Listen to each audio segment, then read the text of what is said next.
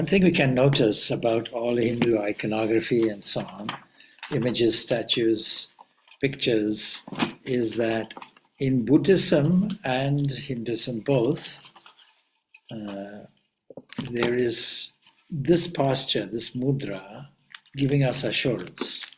It is called a Abhaya mudra, that is, indicates not only assurance, but assurance against what? Well, Abhaya means fearlessness. Supposing fearlessness was our goal, how does that look in the face of all kinds of fears that we have? So I have a definition which some of you have already known, and that is, fear is faith in heredity. What does that mean? It means that as long as we feel that we are in the embodiments of XY chromosomes with an individuality and a persona or mask that gives us some kind of operational strategy in life, then we will always put ourselves in a position against others, other people, places, and events, and feel we have to struggle against unfair odds. And that puts us in a position of potential reactions, either aggressively facing what we have in front, or it running away, withdrawing, or we can stand mesmerized. The most wonderful example of that, of course, will be in the twilight of the day, that story. I come out and I see that there is something coiled up in the corner, and immediately I jump to a conclusion that it is a dangerous snake. But I have these three options available to me. I can either aggressively attack it, or I can run away from it and never be seen again and live in constant fear of snakes, or I can be simply mesmerized. Now, this is not just a human reaction, but this can be any member of the biological species that we have. Countless biological species are there, protecting their own life. A kind of instinct, survival of the fittest. And so, what is our remedy? In short, as you know, the story continues. I get a lamp or a torch, I shine it on the object, and it reveals itself to me. In other words, I gain knowledge over it. And it turns out to be coiled up rope. You might say, Hempus serpentinus or something like that, you can name it. But you see what happened. Something was projected. It made me see something that wasn't really there. And only the lamp of knowledge revealed it. So there's a close connection between fearlessness and knowledge. When I know something, the fear goes away. You might define fear as the fear of the unknown. So if I know it, then there's no fear over it. Now, of course, there are two types of fears, really. What we call phobias. Phobias are completely irrational. And so we might think that the antidote to it would be to introduce rationality. But if we have a contest between rationale and emotions, emotions will always win. And so we have to rally the emotions round. It's not just a question of knowing something, but knowing something in such a way that the emotional reaction is no longer there. So as long as we put our faith in our heredity and allow it to have authority over us, we will always be fearful. There are not many people who have not experienced fear. In fact, I can't name anybody as such. And fear has this physical reaction. It starts off really in the gut area. It has a physical thing. But we have to understand that fear, like everything else, is a mobilization of some thought or some internal movement. And every internal movement will shift. And what will happen is it will give us whatever we are thinking of or feeling. If we are fearful of something, then a fearful world will start presenting itself to us. It's an immutable law. It's a law deeply rooted in causality. What we sow in terms of mental movement will be what we reap, either now or in the future. And the most physical thing is what we reap first, a kind of feeling of unsettlement. We know that all of these feelings affect the magnetic field around the body and create a kind of nervousness and upset our sense of balance. And so we have to look at things in a different way and revalue things in such a way that, firstly, we don't see anything fearful in front of us, but more than that, we don't allow a fearful reaction to come up from the unconscious mind. What is in front of us, we may say, is something like fragments. We have the good fortune to see things in a fragmented way. Space does it, time does it. But these fragments, when we analyze it carefully, are not really fragments of anything. If there's a totality there, you can't say there's a fragment. It's like comparing, you look at a jagged skyline with skyscrapers there. You might be tempted, or even jagged rocks, you might be tempted to naively assume that the sky is carved up and is cut into. Supposing somebody who doesn't know anything about the sky and so on, even a child may ask, why is the sky carved up like this? No, it's not. It's just that fragments are there. So what are these fragments? My way of saying, difficulties and obstacles that are encountered in daily life. And these difficulties and obstacles are really mistakes. They're mistaken identities. They are fragments, and other fragments will be there tomorrow too. And all you're doing is recognizing the reaction that you have to the fear and trying to fight off the fragments. You're not changing the fragments. Fragments will be there. They will always beat you. So a good strategy is not to fight them, not to reject them, not to stand mesmerized by them, but to understand you're not in any danger. And to do that, you have to put in the positive thoughts at the same time and tune to the totality. In the example, the fragments would be, or the skyscrapers.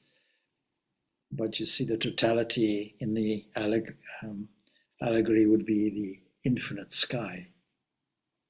So when we don't see or feel a unity of existence, then fear comes in.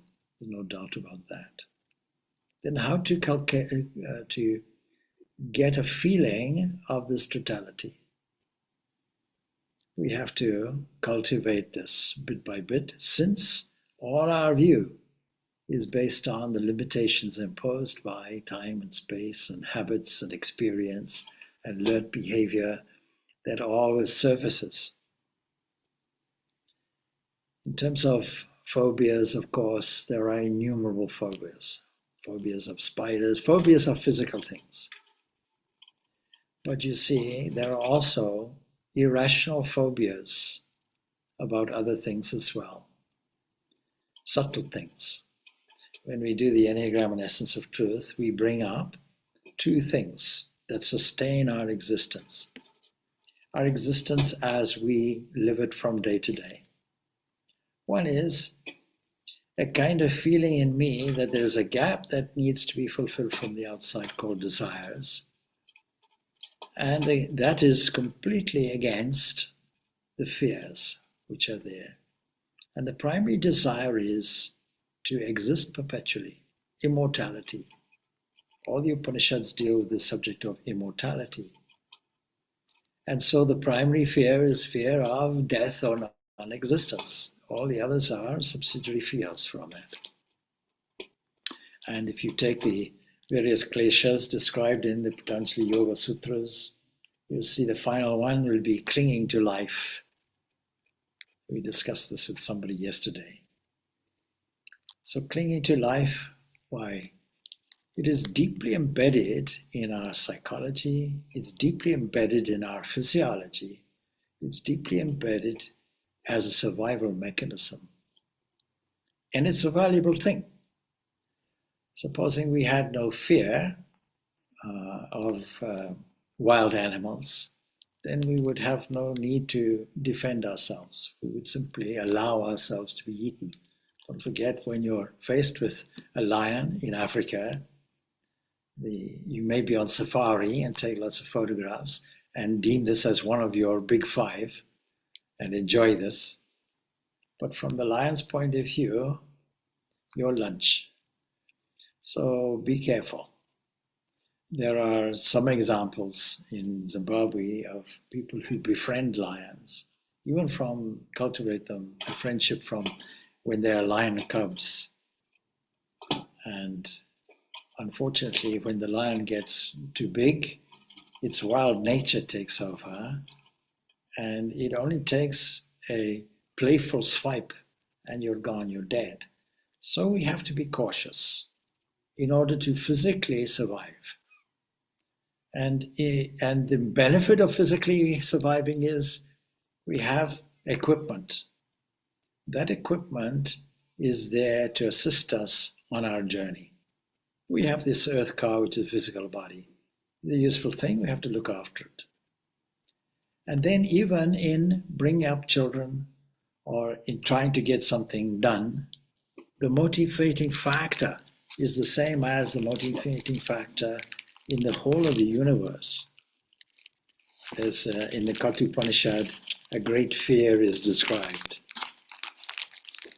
This great fear comes up as a motive for why the world should move at all. Yadidam kincha jagat sarvam prana ejita nisritam mohat bhayam. You see that word, bhayam. Vajram udyatam yayata vidur amritaste bhavanti. The whole world, that means the whole of the universe, the whole of the observable universe, and whatever here exists, springs from and moves in prana, in life, energy. And it is the great fear, like the upraised thunderbolt. They that know that become immortal. In other words, everything that is moving in life is not self-moving. It's moved by an energy behind it. And energy is not just something that is material, because no scientist can explain what is energy. They know what it does. You can say there's potential energy, kinetic energy, radiational energy, electromagnetic energy, and so on, nuclear energy. All of these are just classifications. But they all come from this potential energy. When Einstein put his equation out, E equals m, you can write a c squared if you like, but it's only Planck, a Planck unit. It's only there to reconcile units. It has no significance to the equation.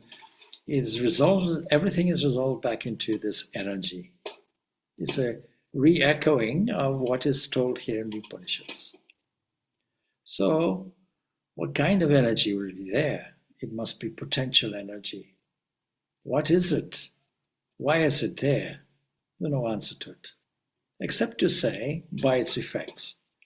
It's there because it is there like an upraised thunderbolt, a kind of intimidation, a loud clap of thunder. And if you know, therefore, this mobilizing thing, if you know that it all moves out of a fear, what is that fear? It says, through fear of that one, through fear of him, fire burns. That means everything radiates. Stars radiate. The sun radiates. Lightning is struck. Fire itself burns. And through fear of him, the sun gives heat. Why is the sun beaming heat? From a motivating force.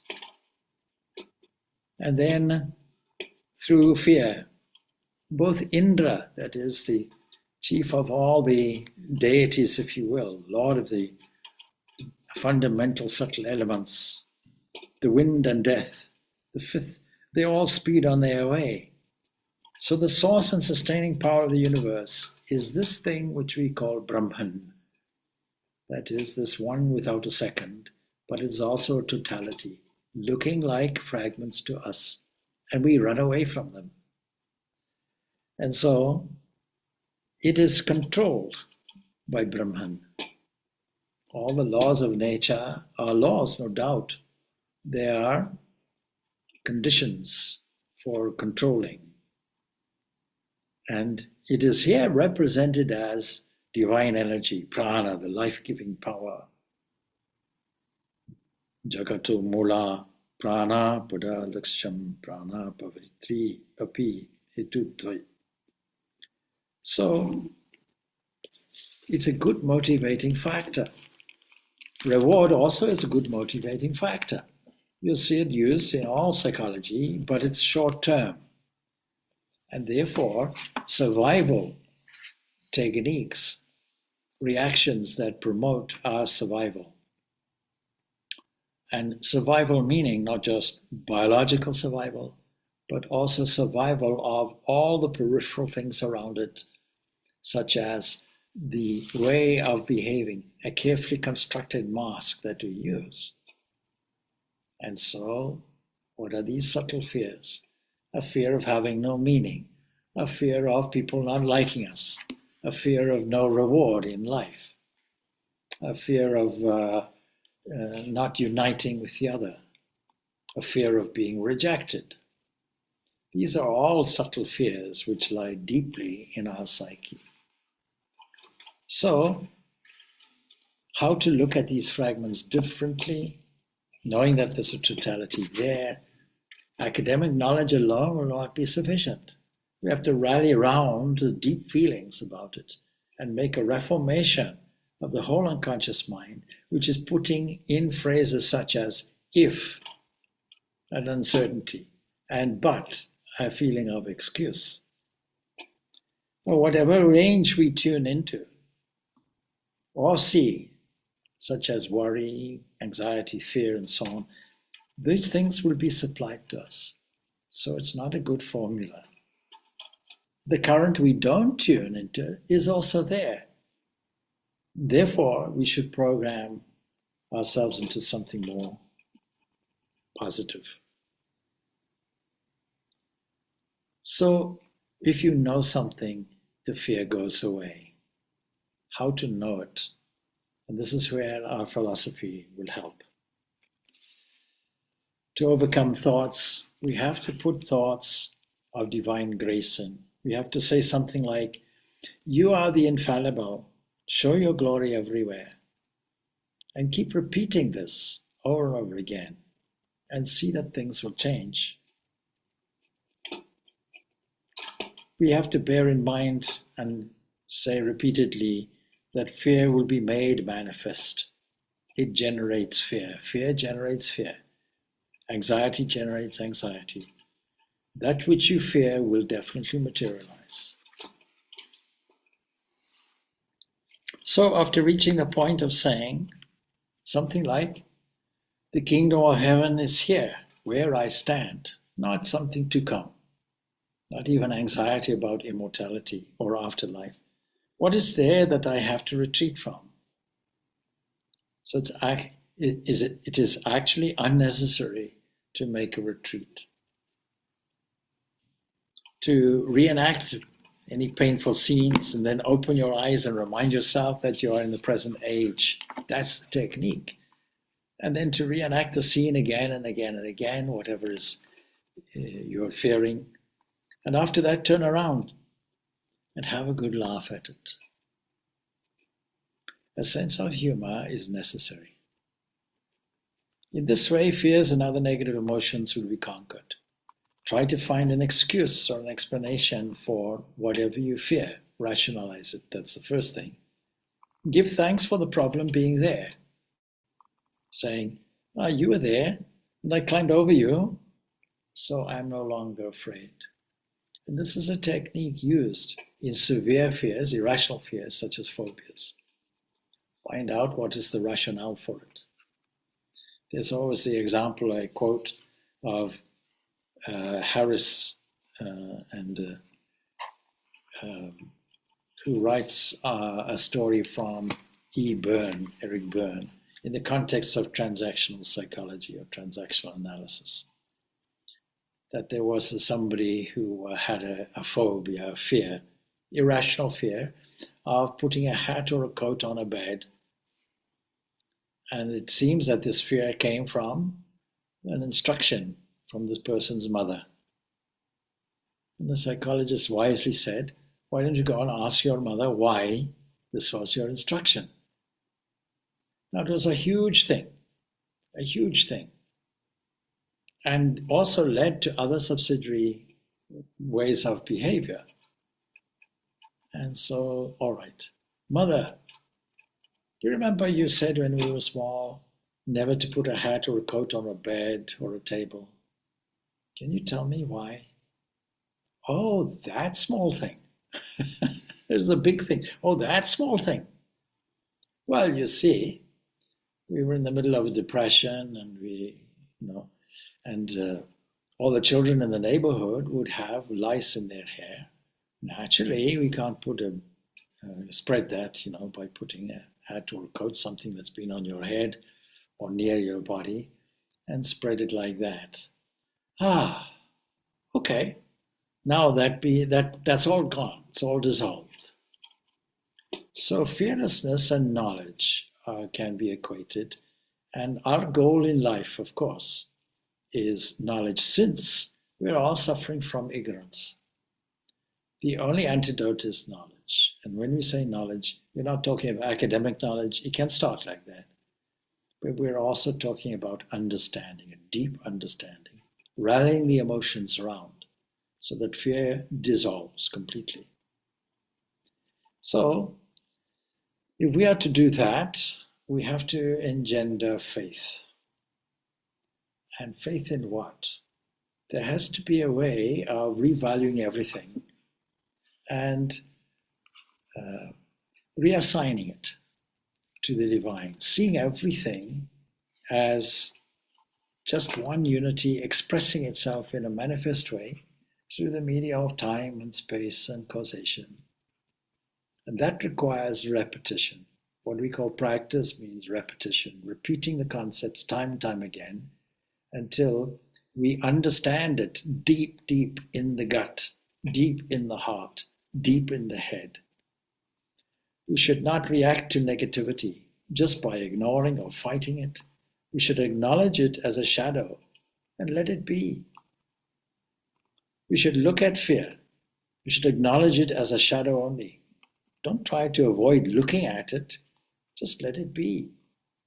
Don't deny it. Don't push it down. Don't pull it. Don't push it out. Just adjust your attitude towards the shadow and say, God remains God. There's a famous dialogue in the Bhagavatam, the 11th chapter is there. A dialogue between Uddhava and Krishna, I quote it many times, which says, it's not a cruel joke on you, this thing called life. It is a game I'm playing on myself. There's no other there. If it was a play, I'm the producer, I'm the director, I'm the actor, I'm the stage. The whole thing is only one. And so as soon as we don't see that, as soon as we tune in to this worry and fear and anxiety, we forget this. And what is our malady? We're suffering from forgetfulness. What is the remedy? Remembrance, constant remembrance. What is called abhyasa, abhyasa yoga, constantly bringing the mind back in a controlled way. So we have to train ourselves to see this divine when temptation and fear come. If you do that, you'll get rid of them. That's a simple formula, and yet it's really the only thing that can be done and should be done. It sounds easy, but you see, habits die hard. So, the fear of the unknown we combat by knowing it. Then the fear is gone. And then the goal is knowledge, the goal is freedom, and the goal is fearlessness. Fearlessness would be the result of it. Now, of course, if you're come across a dangerous situation, the physical body has a way of issuing adrenaline, giving you energy. And we can combat fear in this way, but the fear is there, and the fear will always be there.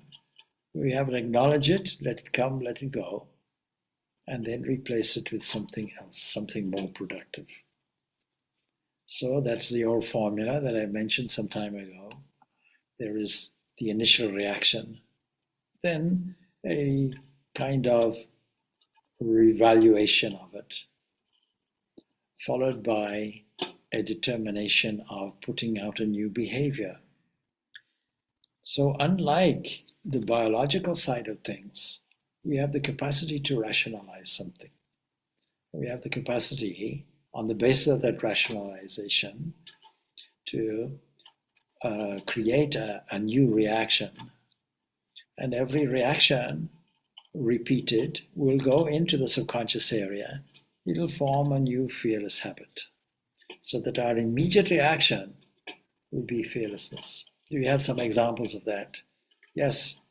So we can recall how Swami Vivekananda and Swami Brahmananda, both same, not on the same occasion, but on different occasions, would have been faced by something like a bull.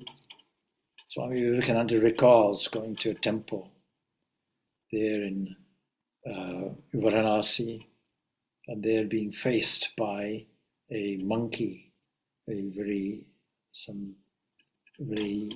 dangerous monkey. The natural reaction would be either one of these three things. And then there was an old sadhu near him and said, "Face the brute." And as soon as he did that, the monkey backed down.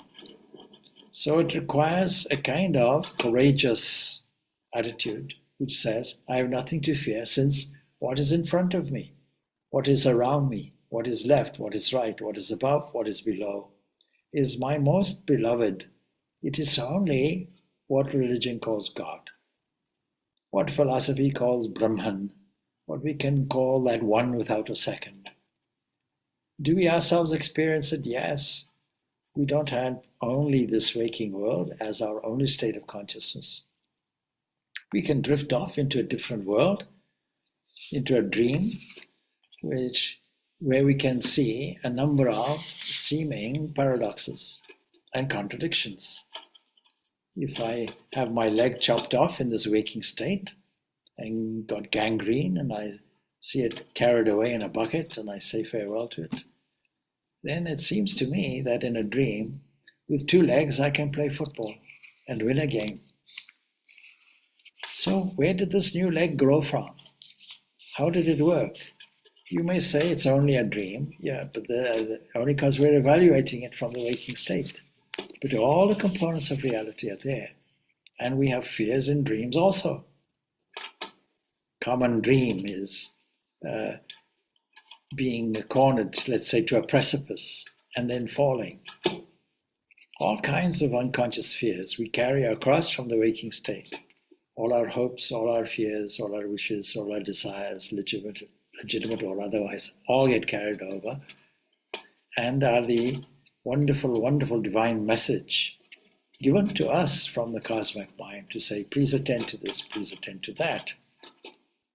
So the people who didn't dismiss dreams as mere dreams, such as the Aboriginal people of Australia, the Native Indian people in America, the African people in Africa, they all never lost the art of interpreting dreams.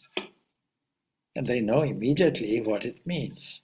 Now it's down to psychologists to cultivate this as a technique for assisting people. And one of the things that is there is to face your fears. As soon as you face them, they dissolve. The one famous exercise that can be done, and that is, you can imagine a most fearful situation, the darkest forests you can ever see, and walk yourself through in a kind of guided visualization. Make it sinister, with shadowy things appearing, and finally monsters coming out. But you're prepared in the sense that you're going to ask, who are you? What is your name? What do you want from me? How can I help you? And all. And the more you question and the more you hear the answers, the more this threatening monster becomes nothing, something like a cartoon character, and shuffles away.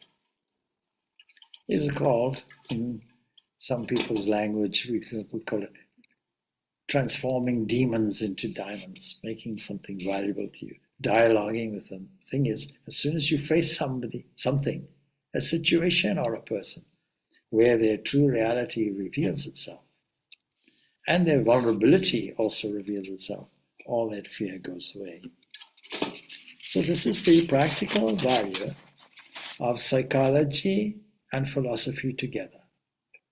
Philosophy tells us there is only one without a second. There's a totality. There's that story of the blind people exploring the elephant.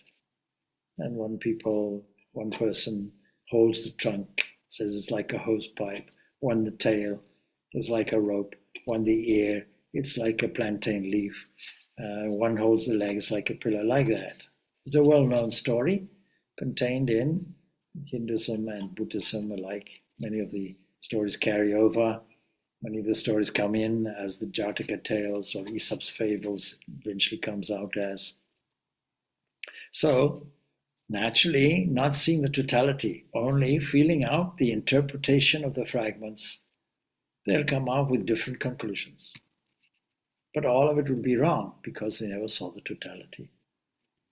In the totality, there is no evolution. In the totality, there is no change. In the totality, there is no restriction of space. It looks like that.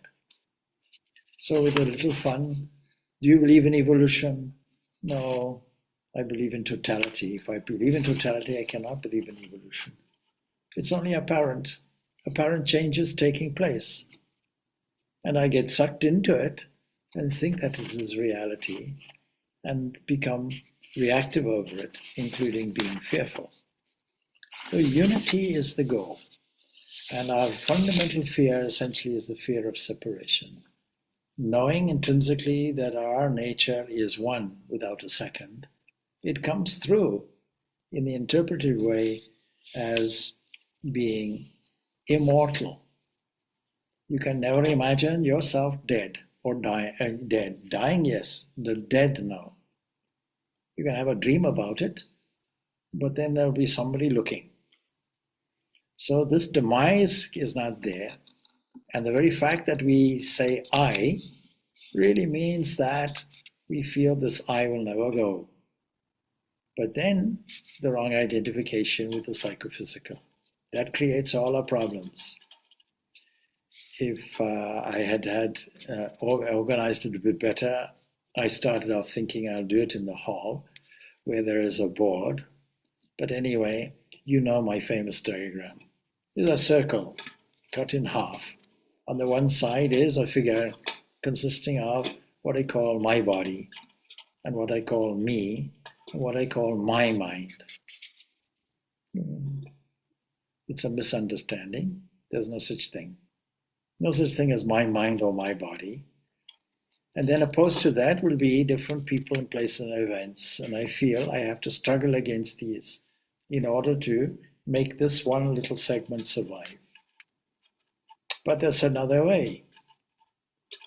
Because that is only describing one state of consciousness, which is the waking state. The dream consciousness is equally valid because I get attacked by a tiger and wake up shaking. It's a reality at the time, with all the conditions of time and space and causation with it. And the fear is surfacing. But another state of consciousness remains. A state of peace where we have deep sleep. Why do we have peace? Because there's no time in it, there's no space in it. And so it's a condition of peace. Unity clearly is a state of peace, where there is no no second to fear. If we are convinced that there is no second to fear, the fear itself will go. And so we get an experience of this non-duality in that state of consciousness that we call deep sleep, dreamless deep sleep. Now, there is some entity that is able to observe all of this and acting like a witness, a knower, thinker, something that, being the only existence there, will be responsible for the manifestation of these other states of consciousness through what we call apparitional causation. And once it's there, witnessing it, witnessing a rotation, waking, dream, dreamless sleep, like three trains coming and going, not going or coming with the first or second or third train, standing on the platform, steady and not going anywhere. And there we find the deepest sense of unity. There we find we have gotten back to our state of non-separateness. And therefore naturally fear goes completely. And then when we are entered into the drama of a waking state, with this deep, deep knowledge and understanding, whatever in front of us is revalued. Oh Lord, you are there, using the full capacity of our imagination, suffering from imagination. All fear comes from a state of imagining something fearful, imagining the worst. We come back to the original example. Imagining a snake, putting a projection of a snake on top of a rope. And when we reveal it, we see, and then all the fear is gone. So we have to use the full capacity of our creative imagination and see that in front of us is a unity of existence. So I can say, I myself have experienced this state of fearlessness. I can truly say there is absolutely nothing I fear. You may say, what about crocodiles? Yes, maybe a little fear goes there. But the physical survival of Swami Purnananda sitting here in front of you through many different adventures has been moving toward a so-called fragment or obstacle or difficulty with the full understanding that Vedanta provides. Lord, you are there, you are one without a second, you are here, you are now, you are love. That's it, finished. And the whole thing disappears. Rehearse that 1,000 million billion times, repeatedly, until you get it.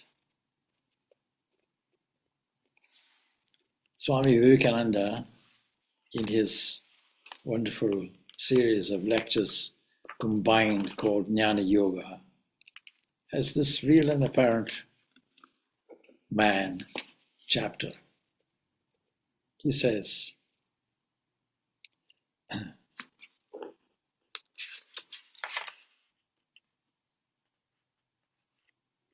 how beautiful is this world.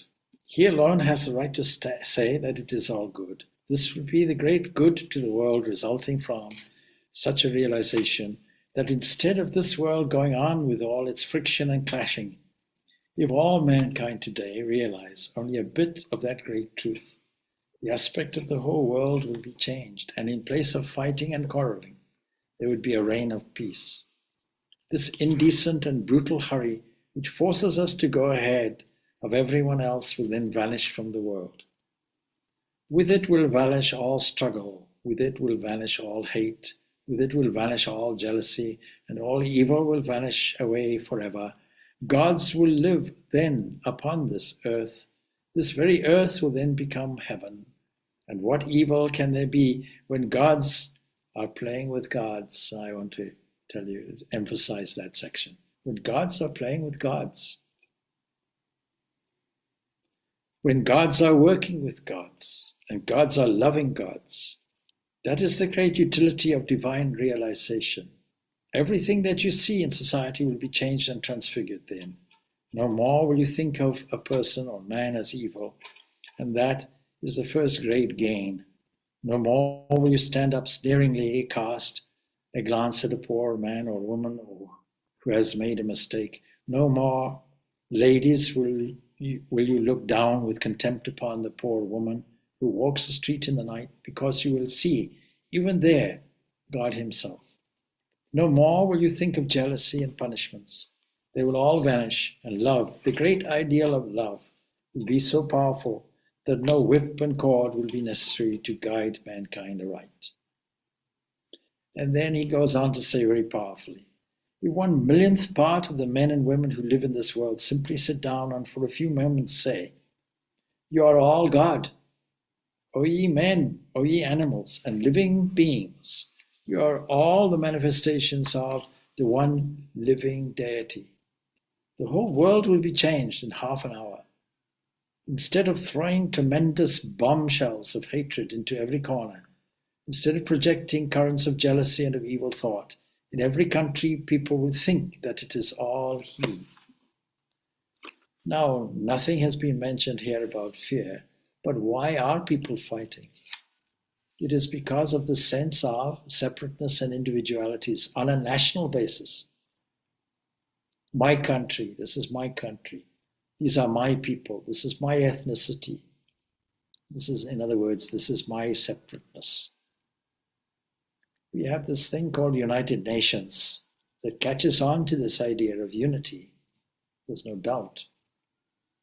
But you see, what are the members? The members are individual member states asserting their individuality and protecting individual rights.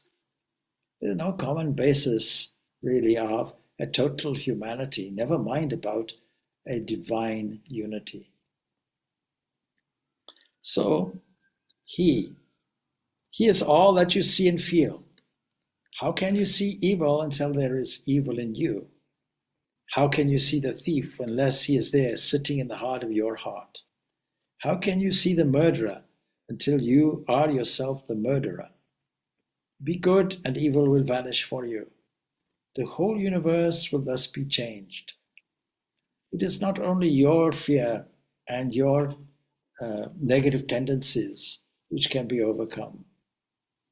It is a transforming thing for the whole world. Because when you see it, surely everyone else will see it. When you behave with a sense of unity, surely it'll have a transforming effect. Only man has the capacity to transform discord into harmony. Play a game like that, and you'll find all that fear will go. This philosophy, therefore, and I go back to Vivekananda, is the greatest gain to society. This is the great gain to the human organism. These thoughts were thought out, worked out amongst individuals in ancient times in India. For various reasons, such as the exclusiveness of the teachers on foreign conquest, those thoughts were not allowed to spread. Yet they are grand truths, and wherever they have been working, man has become divine. My whole life, he says, has been changed by the touch of one of these divine people, about whom, and he's going to speak about them here, this person next Sunday in his particular lecture. So when we see no separation between any individuals or any collective thing, then all fear will go completely, because you're only seeing yourself in front, yourself behind, and your deeper self is that unity existence that we call the supreme principle, in philosophy called Brahman. Bra, from a root Bra, meaning projected infinitely, that kind of impression, that kind of concept. So I hope that covers the idea of freedom being actually the goal, or freedom, fearlessness, and knowledge, all being the goal, all being synonymous. Because when we have the freedom, when we have the knowledge, we also have fearlessness. Om Shanti, Shanti, Shanti. Peace, peace, peace be unto all. Thanks. Thank you, Swamiji. Thank you, Swamiji. Thank you, Swamiji. Wonderful talk. Thank you, Swamiji. All good. Thank you, Swamiji. Oh.